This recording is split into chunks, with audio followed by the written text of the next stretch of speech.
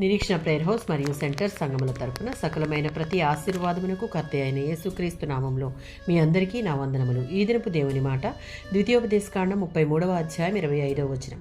నీవు బ్రతుకు దినములలో నీకు విశ్రాంతి కలుగును. మోషే చనిపోయే ముందు ఇశ్రాయేలు 12 గోత్రాలను దీవిస్తున్నటువంటి క్రమంలో ఆషేరు గోత్రమును దీవిస్తున్నటువంటి సందర్భంలోనిది. ద్వితీయోపదేశకాండం 33వ అధ్యాయం 24-25 వచనాలలో ఆషేరు శ్రేష్టమైన ఆహారము కలిగి ఉంటాడని, మధురమైన పదార్థాలను ఇస్తాడని ఆదికాండం 49:20లో యాకోబు దీవించాడు. ఆషేరు తన సహోదరులందరికంటే ఎక్కువగా ఆశీర్వదింపబడును అని మోషే దీవించడంలో బహుశా భౌతిక దీవెనల గురించి, మరి ముఖ్యంగా ఆహార పదార్థాల గురించి చెప్పి ఉండవచ్చు. ఈ గోత్రం గురించిన మరొక మాట, ఆషేరు తన పాదములను తైలముతో ముంచుకొనును అనగా కర్మెలు పర్వతం సహా చుట్టూ ఉన్న పర్వతాలు కూడా విస్తారమైన ఒలీవ నూనెను ఇచ్చేవి. తైలముతో ముంచుకొనును అన్న మాట వారి యొక్క విలాసవంతమైన జీవన శైలిని, ఆశీర్వాదమును సూచిస్తుంది. ద్వితీయోపదేశకాండం 4వ అధ్యాయం 40వ వచనం.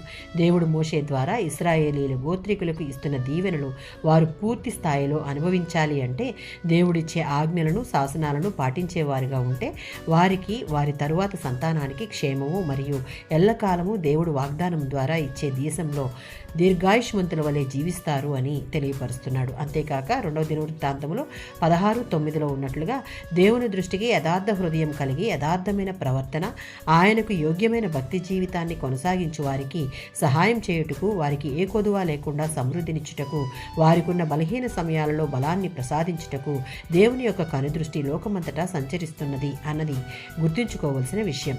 యెషయా గ్రంథం 40:29 మరియు యెషయా గ్రంథం 41:10 వచనాలలో తనను ఆశ్రయించి ఆయన మార్గములలో నడుచుటకు సిద్ధపడిన వారు సొమ్మసిలిన పరిస్థితులు, బలహీనమైన పరిస్థితులు ఎదురైనప్పుడు వారికి బలమిచ్చి ఆదరించే దేవుడు వాగ్దానం చేసిన రీతిగా మనుషులను భయపెట్టే పరిస్థితులు ఎదురైనప్పుడు దిగులు పడకము, మీ బ్రతుకు దినములన్నీ మీకు తోడై ఉండి మీకు సహాయం చేస్తాను అని అభయమిస్తున్న దేవాది దేవునికి అన్ని విషయములలో విధేయత చూపుదుము గాక. ఆమేన్.